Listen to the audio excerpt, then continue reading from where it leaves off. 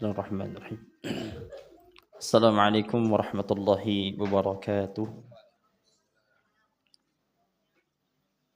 Alhamdulillahi rabbil alamin. Hamdan katsiran tayyiban mubarakan fih. Alhamdulillah ala kulli ni'am. Nahmaduhu wa nasta'inuhu wa nastaghfiruh. Wa na'udzu billahi min syururi anfusina wa sayyiati a'malina. من يهده الله فلا مضل له ومن يضلل فلا هادي له أشهد أن لا إله إلا الله وحده لا شريك له وأشهد أن محمدا عبده ورسوله لا نبي ولا رسول بعده أما بعد فيا أيها الحاضرون والحاضرات yang senantiasa dirahmati olehnya Allah Subhanahu wa taala. Usikum wa nafsi bitaqwallahi faqad fazal muttaqun wa liqaulihi subhanahu wa ta'ala ya ayyuhalladzina amanu taqullaha haqqa tuqatih wa la tamutunna illa wa antum muslimun. Ma'asyiral muslimin, para jamaah sekalian, jamaah salat maghrib yang senantiasa dimuliakan dan dirahmati olehnya Allah Subhanahu wa ta'ala. Pertama-tama dan yang paling utama, marilah senantiasa kita memanjatkan puja dan puji syukur kita atas kehadirat Allah Subhanahu wa taala yang telah mengumpulkan kita semua, mempertemukan kita semua dalam keadaan terbaiknya, dalam keadaan yang diridhai oleh Allah Subhanahu wa taala tentunya, dan dalam keadaan dinaungi oleh para malaikat, karena keadaan kita sekarang berada di antara taman-taman syurganya Allah Subhanahu wa ta'ala. Kemudian para jamaah sekalian, saya pribadi patut bersyukur dan saya ucapkan jazakumullah khairan kepada pengurus musalla dan orang-orang yang ada di belakangnya. Saya berterima kasih karena saya pertama kali datang ke sini, Pak, seumur hidup saya. Iya, ini pertama kalinya saya menginjak nama kota Sanga-Sanga ini. Dan saya baru dengar ada kota namanya Sanga-Sanga. Luar biasa. Ya, saya asalnya dari Tarakan aslinya, Pak. Tarakan, kemudian belajar ke Jawa. Kemudian ketika saya transit di Balikpapan, tidak lanjut ke Tarakan, stop di Balikpapan. Ya, ditarik, diminta mengajar di Imam Syafi'i beberapa tahun bersama Ustaz Abdurrahman Jihad hafizahullah ta'ala. Dan setelah itu, ya, saya cerita sedikit, Pak, ya, sebelum kita mulai. Setelah itu saya mendapat jodoh di sana, rezeki dari Allah Subhanahu wa ta'ala, menikahi salah satu anak dari Ustadz senior di Balikpapan, Samboja dan Handil, namanya Ustadz Salahuddin rahimahullah ta'ala. Ya, beliau adalah mertua kami, ya. Kemudian setelah itu saya melanjutkan peninggalan beliau untuk mengurusi pondok dengan nama Pondok Pesantren Bilal bin Rabah Samboja. Nah, dan itu saya baru pertama kali dengar nama kota Samboja juga seumur hidup saya. Nah, setelah itu menikah, baru saya akhirnya dengar nama kota Handil, kemudian Sanga-Sanga dan semisalnya, karena ya itulah, dulu tidak pernah ya aktif dalam sosial media sehingga tidak tahu ada kota ini dan kota ini di daerah Kalimantan sendiri. Adapun para jamaah sekalian, ya, ini di antara kisah yang ingin saya sampaikan. Artinya semua yang kita lakukan itu semuanya di atas kehendak Allah Subhanahu wa taala. Ya, inna khalaqnahu biqadar, kata Allah Subhanahu, inna kulla syai'in khalaqnahu biqadar. Sungguhnya segala sesuatu itu telah Allah takdirkan, Allah tetapkan. Siapa sangka kita bisa bertemu, ya, wajah-wajah yang asing, dan saya yang lebih asing di sini, Pak, ya. Allah pertemukan kita. Itu semua ketetapan dari Allah Subhanahu wa ta'ala. Ini patut kita syukuri para jamaah sekalian. Pertemuan kita adalah pertemuan yang terbaik di sisi Allah Subhanahu wa ta'ala. Kemudian salawat serta salam tidak lupa senantiasa kita curahkan kepada junjungan suri tauladan kita, Nabiullah Nabi Muhammad sallallahu alaihi wasallam, serta kepada para sahabatnya, kepada keluarganya, dan kepada orang-orang yang mengikuti ajaran sunnahnya hingga akhir zaman nanti. Kemudian pada jemaah sekalian dirahmati oleh Allah Subhanahu wa taala, pada kesempatan yang baik ini, pada malam hari ini kita akan membahas sebuah tema yang sudah ditampilkan Pak ya di flyer itu, tiga wasiat singkat dari Nabi sallallahu alaihi wasallam. Saya minta kepada yang buat flyer itu ada kata singkatnya. Sebenarnya ada pelajaran di sana. Bahwasanya setiap apa yang Nabi sallallahu alaihi wasallam sampaikan dalam hadis-hadisnya semuanya singkat. Dan itu di antara bentuk pelajaran bagi kita bahwasanya Nabi sallallahu alaihi wasallam itu berbeda dengan umatnya. Yang mana Nabi sallallahu alaihi wasallam memiliki mukjizat yang Allah berikan kepadanya, ciri khas kepadanya yang disebut dengan jawami'ul kalim. Apa jawami'ul kalim? Singkat katanya, sedikit bahasanya, ya, sedikit kalimatnya tapi maknanya dalam. Nah, itu perbedaan antara Nabi sallallahu alaihi wasallam dengan kita. Kalau kita banyak bicara, terkadang omong kosong, tidak ada isinya. Ya, panjang lebar berbicara tidak ada isinya. Itulah kita. Berbeda dengan Nabi Allah Muhammad sallallahu alaihi wasallam yang sangat luar biasa. Sedikit yang disampaikan, sedikit pembicaraan, tapi di dalamnya mengandung makna yang begitu dalam. Bahkan kalau kita melihat para jamaah sekalian, dalam beberapa hadis Nabi sallallahu alaihi wasallam yang kita pelajari, ya, ada kadang satu hadis itu ketika kita melihat para ulama menjelaskan, itu bisa dipakai untuk beberapa hukum-hukum syariat. Dari satu hadis, satu ungkapan saja. Ini menunjukkan luar biasa. Kalau kita satu ungkapan kadang tidak ada isinya. Beda dengan Nabi sallallahu alaihi wasallam. Inilah keutamaan yang dimiliki oleh Nabi kita Muhammad sallallahu alaihi wasallam. Adapun para jamaah sekalian, sesuai dengan tema yang sudah disebarkan, ya, 3 wasiat singkat dari Nabi sallallahu alaihi wasallam, ini kami ambil dari sebuah hadis yang diriwayatkan dari sahabat Abi Ayyub Al-Ansari radhiyallahu anhu. Sahabat Abi Ayyub Al-Ansari radhiyallahu anhu adalah sahabat yang dekat dengan Nabi sallallahu alaihi wasallam. Ya, kalau ada yang lupa Pak, siapa sahabat Abi Ayyub Al-Ansari? Sahabat Abi Ayyub Al-Ansari itu adalah sahabat yang pertama kali memperbolehkan atau memberikan kepada Nabi sallallahu alaihi wasallam tempat tinggal ketika Nabi pertama kali menginjak kota Madinah. Itu sahabat Abi Ayyub Al-Ansari radhiyallahu anhu. Sehingga ya, kalau kita dapatkan dalam banyak hadis, ya, disebutkan beberapa hadis, ya, riwayatnya oleh sahabat Abi Ayyub Al-Ansari. Karena apa? Karena Nabi sallallahu alaihi wasallam pernah tinggal di rumahnya beberapa waktu. Kemudian setelah itu Nabi sallallahu alaihi wasallam pindah ke rumah sahabat yang lainnya. Dan setelah itulah akhirnya, ya, sahabat Abi Ayyub Al-Ansari tidak banyak meriwayatkan hadis, ya, karena singkat saja Nabi sallallahu alaihi wasallam tinggal di rumahnya. Adapun isi hadisnya, kata Abi Ayyub Al-Ansari radhiyallahu anhu qala, dia mengatakan, ja'a rajulun ila Nabi sallallahu alaihi wasallam. Jazakumullahu khair. Berganti lagi minumannya ini. Ya. Suatu ketika ada seorang laki-laki, Pak. Kata Abi Ayyub Al-Ansari, ada seorang laki-laki yang datang kepada Nabi sallallahu alaihi wasallam.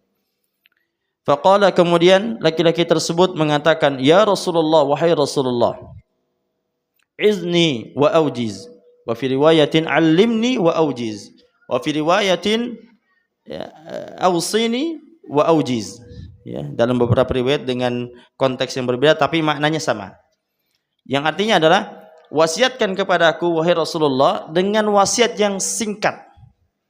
Ya, kalau kita kan biasa nyari singkat, padat, jelas gitu Pak ya. Ya, maknanya seperti itu. Idni wa aujiz, berikan aku wasiat dengan wasiat yang singkat. Luar biasa ya. Sahabat Nabi sallallahu alaihi wasallam.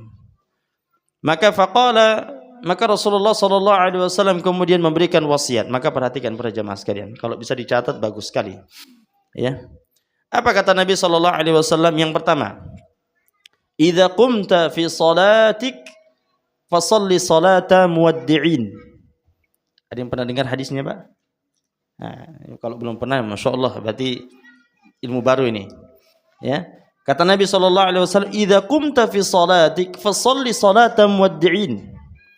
apabila engkau ingin mendirikan salat, ini nasihat Nabi, fasholli salatan muwaddi'in, maka salatlah engkau seakan-akan itu adalah salat perpisahan. Nah, ini wasiat yang pertama. Ya, apabila engkau ingin mendirikan salat, maka salatlah engkau seakan-akan itu salat perpisahan, salat terakhir. Nasihat yang pertama. Nasihat yang kedua, kata Nabi SAW, wala takallam bikalamin ta'tazir minhu ghadan. Janganlah engkau berbicara, janganlah engkau mengungkapkan sesuatu yang engkau besok minta maaf dengan ungkapan tersebut. Nah, dalam Pak ya, luar biasa ya.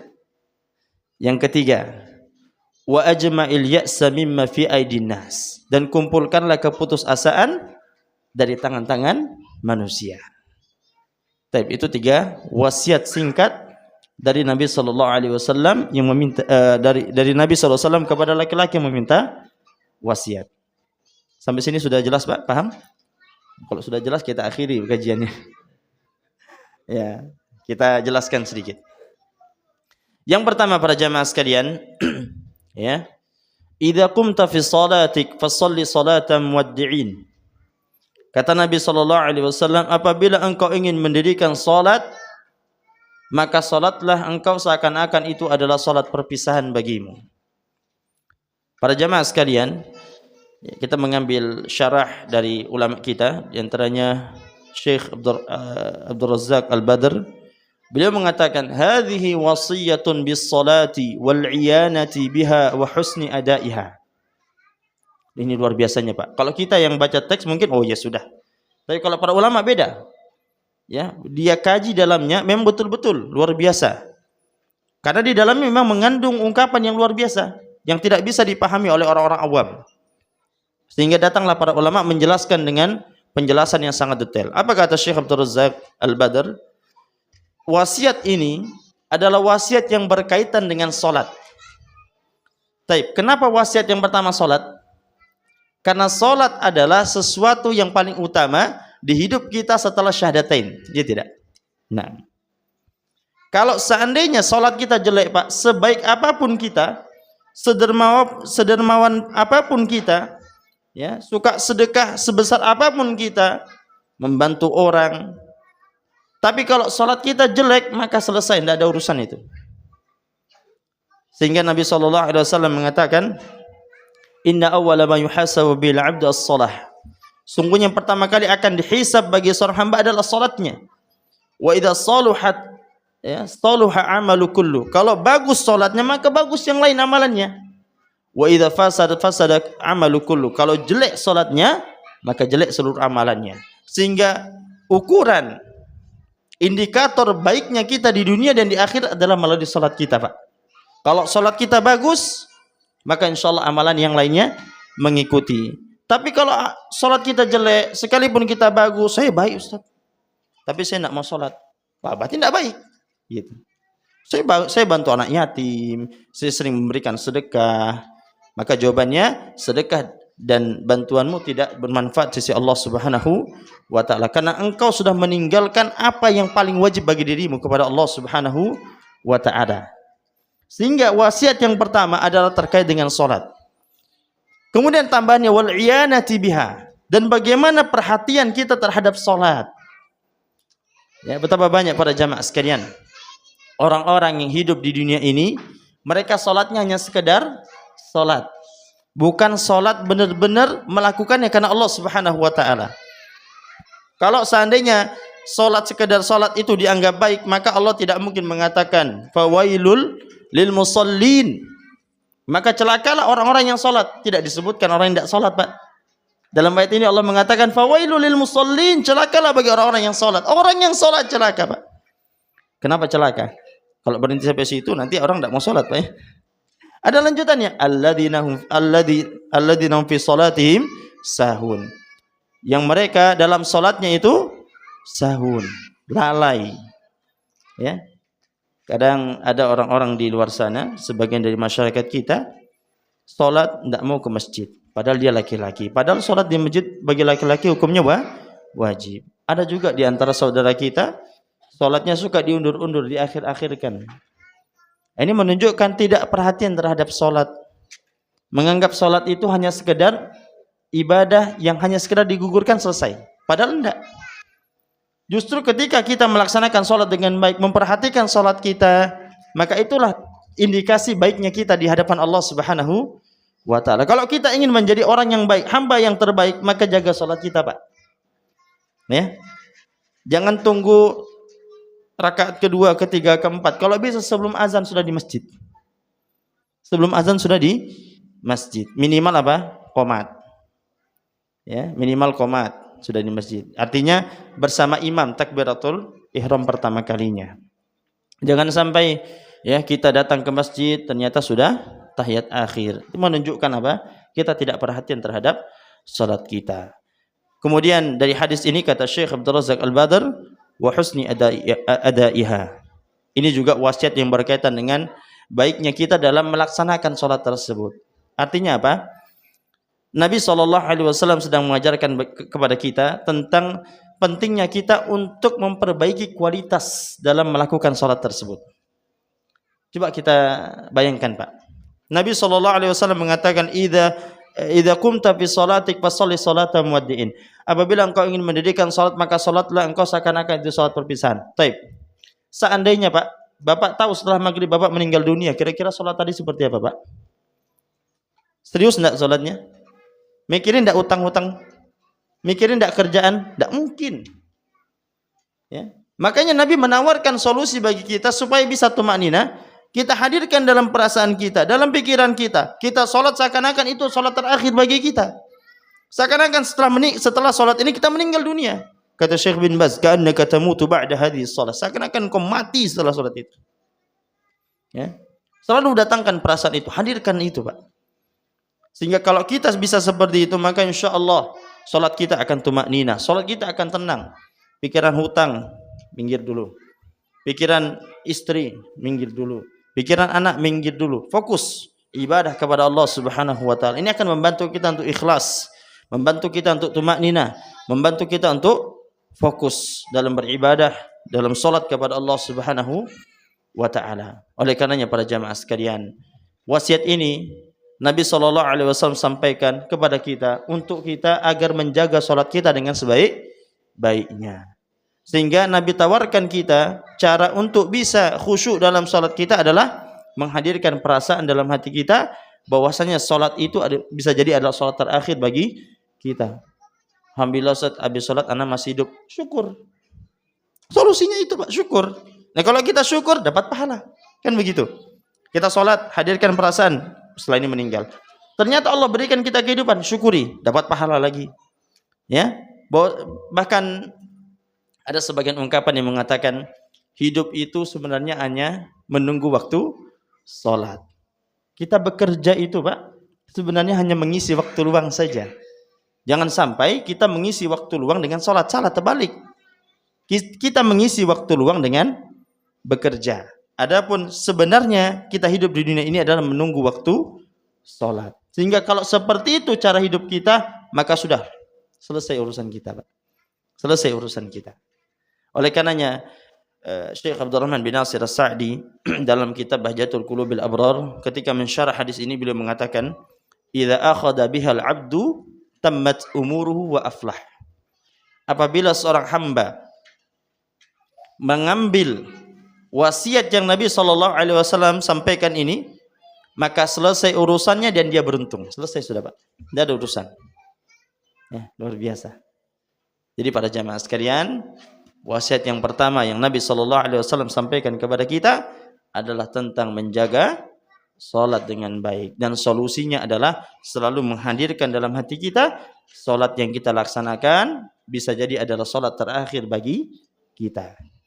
Kemudian wasiat yang kedua pada jamaah sekalian dirahmati oleh Allah Subhanahu wa taala, kata Nabi SAW, "Wa la takallam bi kalamin ta'tadzir minhu ghadan." Janganlah engkau mengucapkan sesuatu, berkata sesuatu dengan ungkapan yang engkau besok minta maaf. Minta maaf kepada siapa? Kepada siapa saja. Ya, bisa jadi kepada Allah, kepada sesama makhluk, bisa jadi kepada hewan, Ya, dan siapapun itu. Artinya kalimat ini dalam hadis ini kata Syekh Abdul Razak Al-Badr ini berkaitan dengan hifzul lisan, wasiyatun bihifzul lisan. Wasiat untuk menjaga lisan. Wasiyanati dan memelihara lisan tersebut. Betapa banyak para jamaah sekalian kalau kita perhatikan hancurnya hidup seseorang, pertikaian yang muncul, perkelahian yang muncul, peperangan yang muncul, awalnya sebabnya apa, Pak? Lisan. Ya, betapa banyak umat satu dengan umat yang satu, yang dulunya bestian, ujung-ujungnya tidak berteman gara-gara apa? Lisan. Antara ikhwan yang satu dengan ikhwan yang satu, dulunya berteman dengan baik, gara-gara lisan tidak lagi berhubungan. Ini menunjukkan lisan ini sangat luar biasa untuk kita perhatikan. Kita harus sangat-sangat memperhatikan lisan ini para jamaah sekalian. Bahkan Allah Subhanahu wa taala menaruh tentang perkara lisan ini dalam satu surat secara khusus. Dalam surat Al-Humazah. Antum hafal Pak ya surat Al-Humazah? Ya. Allah Subhanahu wa taala mengatakan, berfirman, "Wailun likulli humazatin lumazah." Siapa yang tahu Pak artinya humazah dan lumazah? Kapan-kapan saya kalau kesini saya bawa hadiah ya, harus bisa jawab Pak. Humazah dan lumazah, kata Syekh Abdurrahman bin Nasir As-Sa'di dalam tafsir Karimur Rahman, beliau mengatakan, yaitu adalah orang yang suka mengejek, orang yang suka menghina, orang yang suka mengatakan sesuatu yang jelek kepada seseorang, baik di hadapannya atau di belakangnya. Kalau di depannya berarti memang ngolok Pak. Tapi kalau di belakangnya namanya apa? Ghibah atau fitnah. Kalau benar ghibah, kalau salah namanya fitnah. Apa ancamannya kata Allah Subhanahu wa taala? La yumbadzanna fil hutama, dilemparkan ke dalam neraka penghancur. Ini orang-orang yang tidak bisa jaga lisannya ini. Ini nasihat secara khusus juga untuk para ummahat, para akhwat ya. Saya juga sering berikan nasihat kepada istri di rumah itu, Pak. Lisan itu dijaga, hati-hati. Ya, jangan sampai karena lisan kita besok minta maaf. Kalau minta maaf di dunia, Pak, insya Allah tidak terlalu masalah. Maksud saya di sini, kalau misalkan kita berbuat zalim dengan lisan kita kepada manusia, kepada orang lain, kemudian kita masih sempat minta maaf dan dia maafkan, selesai. Tapi bagaimana tatkala seandainya kita lupa dan dia juga akhirnya lupa, tapi dia masih menyimpan rasa itu di dalam hatinya, walaupun dia sudah lupa di otaknya, dan nanti kita minta maaf di akhirat, selesai Pak. Habis pahala kita. Karena lisan. Kita sholat jungkir balik, puasa sunnah, puasa wajib, sedekah, tapi karena lisan kita suka membicarakan orang lain dengan pembicaraan yang buruk, baik itu benar ataupun itu salah, maka apa yang terjadi? Kita transfer pahala kepadanya kelak di akhirat nanti. Kalau habis pahala kita, dosanya kita ambil. Itu satu orang Pak. Bagaimana seandainya nanti kelak ada ribuan orang yang mengantri menuntut apa yang dia inginkan. Ini menunjukkan. Makanya Nabi SAW mewasiati kepada kita, wala takallam bikalamin, jangan engkau bicara dengan suatu pembicaraan, ta'tadzir minhu ghadan, yang engkau besok minta maaf. Ya. Bahkan ya, berkata Imam Ibnu Jauzi rahimahullah taala, beliau mengatakan, faman hafiza lisanahu li ajlillahi taala atlaqallahu lisanahu bisyahadati 'indal mauti wa liqa'illahi taala. Ini kalau bisa dicatat bagus sekali Pak. Kata Imam Ibnu Jauzi, barang siapa yang mampu menjaga lisannya karena Allah Subhanahu wa taala, maka Allah akan mudahkan lisannya mengucapkan syahadat ketika dia meninggal dunia, sakratul mautnya Pak. Dan Allah akan mudahkan baginya untuk bertemu dengan Allah Subhanahu wa taala. Maksudnya apa? Allah mudahkan masuk ke dalam surga karena lisan. Tapi sebaliknya, kata Imam Ibnu Jauzi, barang siapa yang bermudah-mudahan dalam menggunakan lisannya untuk mengungkapkan aib-aib kaum muslimin yang bukan urusannya padahal, maka apa yang terjadi? Amsakallahu lisanahu 'anis syahadati 'indal mauti. Maka Allah akan tahan lisannya untuk mengucapkan syahadat ketika meninggal dunia. Luar biasa Pak. Ini karena lisan. Maka kita harus hati-hati para jamaah sekalian dalam menggunakan lisan. Lisan kita ini sangat berbahaya. Kata Imam Ibnu Qayyim, aisarul harakatil jawari harakatul lisan wa hiya adalluha 'alal 'abdi. Yang paling banyak bergerak di antara tubuh kita ini adalah lisan. Dan dialah yang paling banyak memberikan kemudaratan bagi seorang hamba. Itu luar biasa para jamaah sekalian. Nasihat bagi kita. Nasihat bagi saya juga untuk senantiasa berhati-hati dalam berbicara. Dan ini juga ditujukan bagi orang-orang yang sering berbicara tentang masalah agama. Jangan sampai dia menyampaikan berbicara masalah agama yang dia tidak mumpuni dalam hal itu. Sehingga akhirnya apa? Membuat orang akhirnya salah paham, membuat orang akhirnya tersesat. Dan itu menjadi dosa jariah. Ketika seorang salah memahami karena penjelasannya yang mungkin salah juga, sehingga orang melakukan amalan-amalan tidak sesuai dengan apa yang disabdakan Nabi SAW dan difirmankan oleh Allah Subhanahu wa taala dalam Al-Qur'an, sehingga dia melakukan kesesatan, maka orang yang berbicara akan diminta oleh Allah Subhanahu wa taala. Ini berbahaya para jamaah sekalian. Baik. Kemudian para jamaah sekalian dirahmati oleh Allah Subhanahu wa taala, ya. Terkait dengan lisan juga dalam hadis lain disebutkan Nabi SAW menyandingkan antara kesempurnaan iman seseorang dengan masalah lisan ini. Apa kata Nabi SAW? Man kana yu'minu billahi wal yaumil akhir falyaqul khairan aw liyasmut.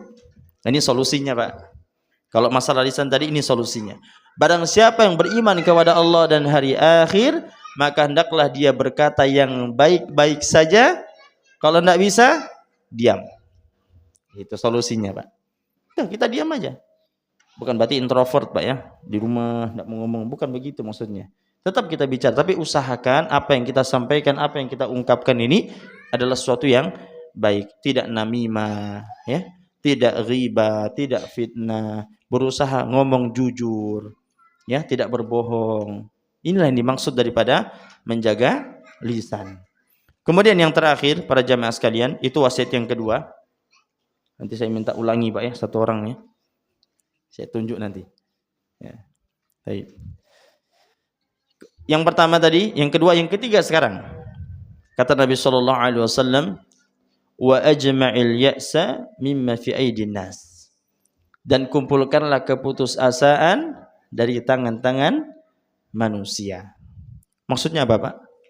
Maksudnya adalah, kata Syekh Abdul Razak Al-Badr, hadhihi wasiyatun bil qana'ah wa ta'alluqi qalbi billahi wahdah. Ini adalah wasiat yang berkaitan dengan qanaah. Artinya apa? Merasa cukup dengan apa yang Allah berikan. Kita tidak perlu, Pak, cari muka di depan orang supaya kita mendapatkan sesuatu. Tidak perlu, Pak. Ya, kita bekerja siang dan malam misalkan. Ya, tujuannya apa? Untuk cari muka di hadapan bos kita, atasan kita, tidak perlu. Di hadapan manusia. Cukup dengan apa yang sudah kita kerjakan. Tiap bulan kita dapat gaji dari perusahaan. Cukup dengan itu. Tidak perlu kita menjilat-jilat di hadapan bos kita, di hadapan orang lain. Tidak perlu. Dan senantiasa para jamaah sekalian, gantungkan hati kita ini hanya kepada Allah Subhanahu wa taala. Itu maksud daripada hadis ini. Kata Allah Subhanahu wa taala firman dalam sebuah ayat, "Wa may yatawakkal 'ala Allah fa huwa hasbuh." Barang siapa yang bertawakal kepada Allah, artinya apa? Berserah diri hanya kepada Allah, semua urusannya dia serahkan kepada Allah. Dia sudah ikhtiar, sudah berusaha, sudah bekerja, sisanya sudah Allah yang berikan. Dia serahkan semua urusannya kepada Allah Subhanahu wa taala, fa huwa hasbuh, maka itu cukup baginya. Bahkan Allah mengatakan, alaihissallahu bikafin abada, bukankah Allah itu cukup bagi seorang hamba? Untuk apa lagi kita nyari-nyari muka di hadapan manusia, ya, meminta-minta. Oleh karenanya para jamaah sekalian, bagi kita yang artinya sudah Allah berikan kemampuan, sudah cukup dengan apa yang Allah berikan. Bagi kita yang mungkin sekarang mengalami kesulitan, tidak memiliki pekerjaan, tidak perlu meminta-minta kepada manusia, mengemis-ngemis kepada manusia, tidak. Mintalah kepada Allah dan yakinlah, insya Allah Allah Subhanahu wa taala pasti akan memberikannya. Allah tidak akan meninggalkan kita para jamaah sekalian. Allah tidak akan tinggalkan orang hamba-hambanya yang senantiasa bertakwa kepada Allah Subhanahu wa taala. Tidak mungkin Allah tinggalkan. Yakin para jamaah sekalian. Allah mengatakan wa may yattaqillaha yaj'al lahu makhraja. Barang siapa yang bertawakal, barang siapa yang bertakwa kepada Allah Subhanahu wa taala, maka Allah akan berikan jalan keluar dari segala kesulitan yang dia hadapi. Wa yarzuqhu min haitsu la yahtasib, dan Allah akan berikan rezeki dari arah yang tidak disangka. Bisa jadi dengan mungkin ada di antara kita sekarang pengangguran, itu baik bagi kita, Pak. Ya, itu baik bagi kita. Betapa banyak orang yang kerja, ujung-ujungnya apa? Akhirnya jauh dari Allah Subhanahu wa taala. Betapa banyak orang-orang yang mendapatkan pekerjaan akhirnya sombong. Betapa banyak orang-orang yang mendapatkan pekerjaan qadarullah, karena pekerjaannya lah dia akhirnya meninggal dunia. Ya. Mungkin kesalahan bekerja dan semisal, semua takdir Allah Subhanahu wa taala. Maka apa yang Allah berikan saat ini kepada kita sudah cukup. Ya, cukup. Tidak perlu menjilat-jilat. Tidak perlu meminta-minta kepada manusia. Tidak perlu minta dikasihani. Saya seperti ini, utang saya demikian. Ya, bicara ini, kemudian anak saya sakit. Tidak perlu, Pak. Ya, cukup. Kita hanya minta kepada Allah.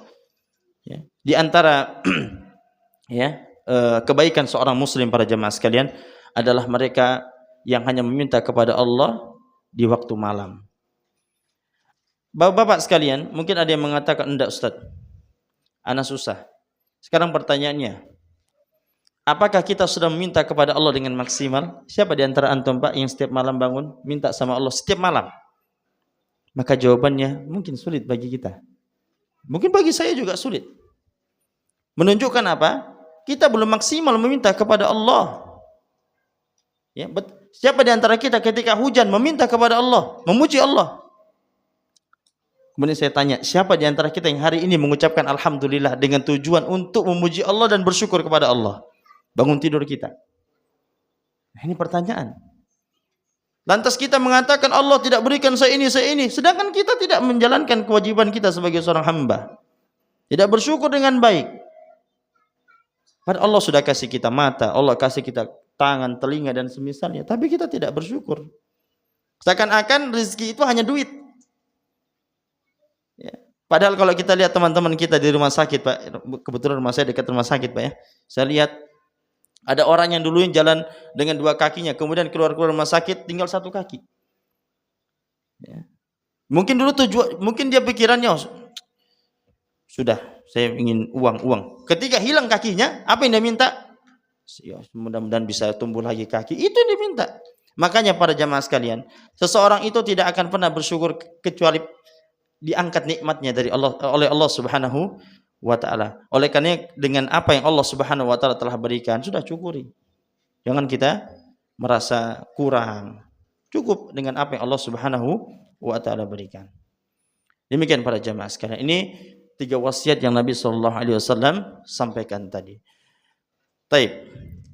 Ana tanya, Pak. Apa wasiat yang pertama? Singkat. Singkat kan? Semua singkat semua ini. Yang pertama, Pak.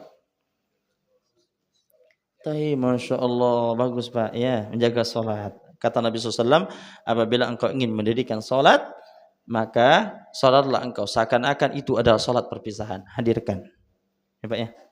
Yang kedua, menjaga lisan. Apa kata Nabi SAW? Janganlah engkau mengucapkan ucapan yang engkau besok minta maaf dengan ucapan tersebut. Wasiat yang ketiga, ahsan, qanaah, merasa cukup. Artinya apa? Wa ajma'il ya'sa mimma fi aidin nas, dan kumpulkanlah keputusasaan. Artinya apa? Tidak usah berharap kepada manusia, hanya berharap kepada Allah Subhanahu wa taala. Maka apa kata Syekh Abdurrahman bin Nasir As-Sa'di, "Idza akhadha bihal 'abdu tammat umuruhu wa aflah." Kalau seorang hamba melakukan 3 wasiat ini dalam hidupnya, maka selesai semua urusannya dan dia beruntung hidup di dunia dan pasti insyaallah beruntung di akhirat kelak. Demikian para jamaah sekalian. Ini sedikit apa yang bisa kami sampaikan. Ya, penjelasan ini saya ambil kutipan dari kitab Bahjatul Qulubil Abrar karya Syekh Abdurrahman bin Nasir As-Sa'di. Bagi antum yang mungkin penasaran silahkan di-download Pak ya, ada PDF-nya itu. Tapi berbahasa Arab gundul. Bahasa Arab gundul Pak. Baik. Sebelum anak akhiri, ada yang mau ditanyakan para jamaah sekalian terkait dengan materi? Kalau di luar materi jangan berat-berat Pak ya. Nah, sudah Isya? Belum ya. Baik. Ada silakan bagi yang ingin bertanya. Fadhal Pak. Heeh.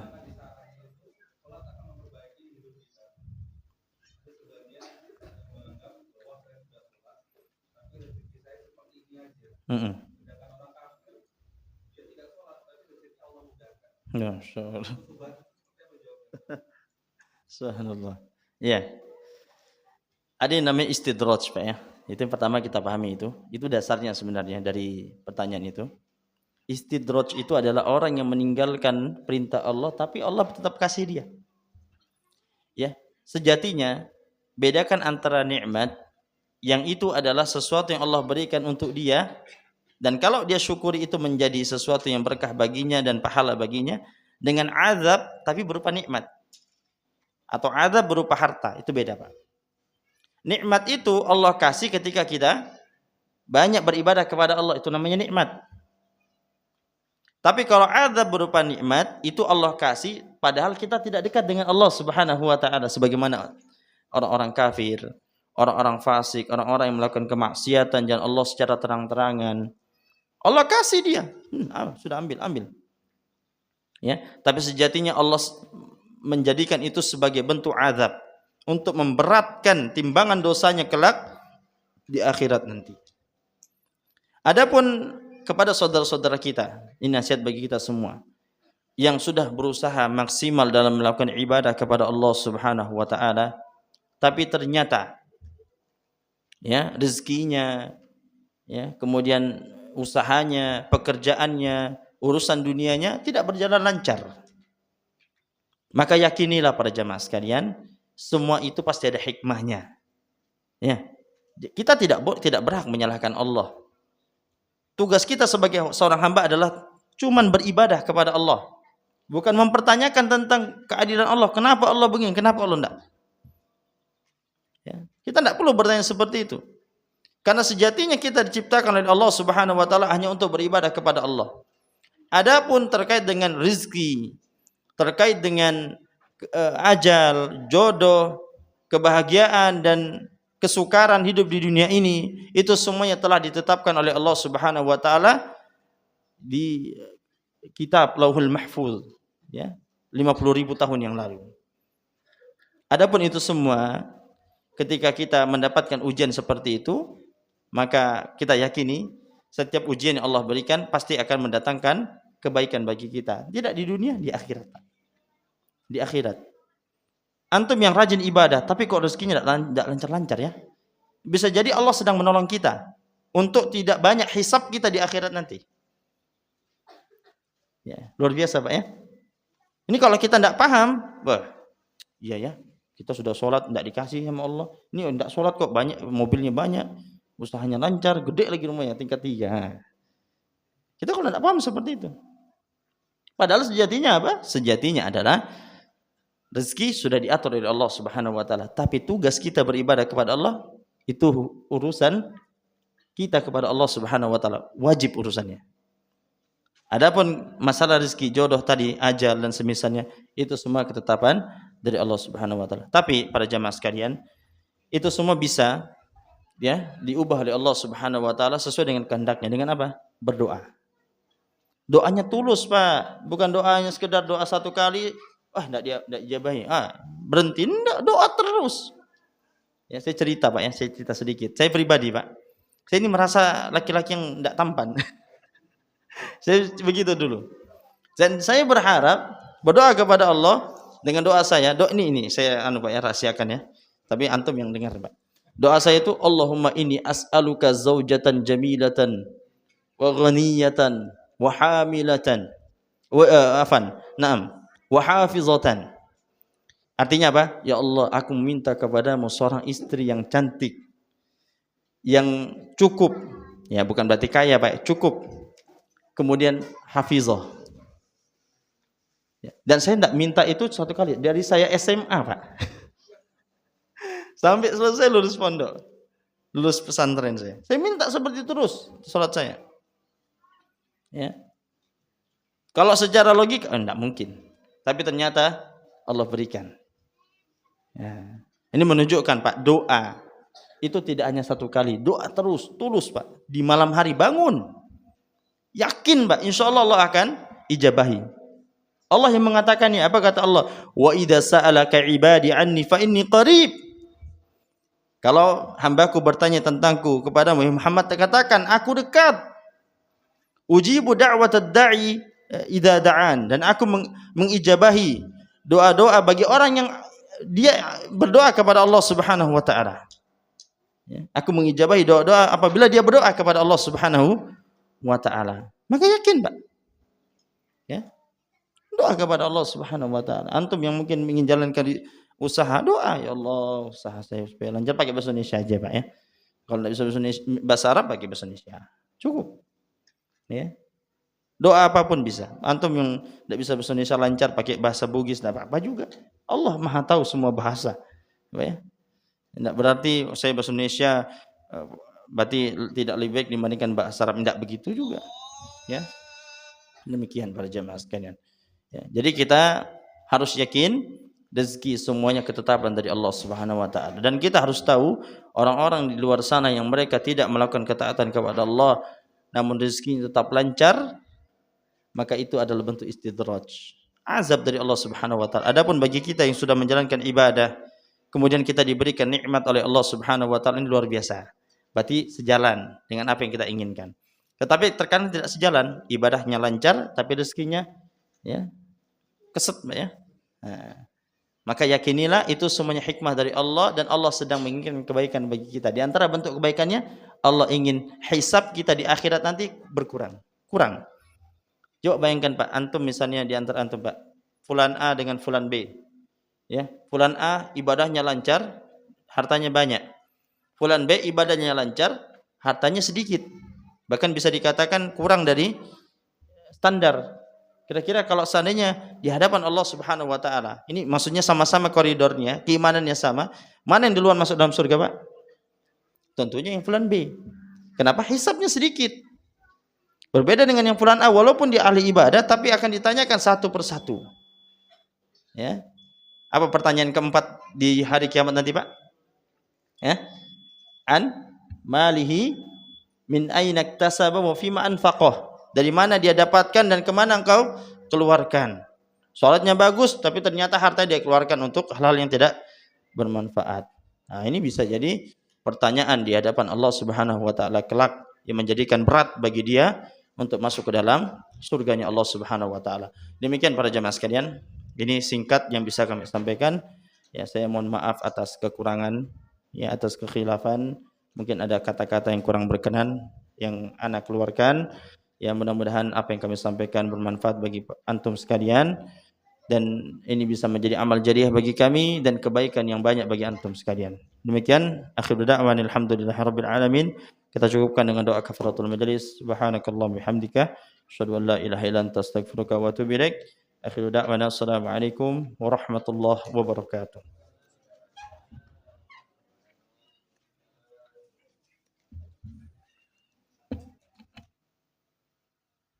Assalamualaikum warahmatullahi wabarakatuh. Alhamdulillahilladzi bi ni'matihi sholihat.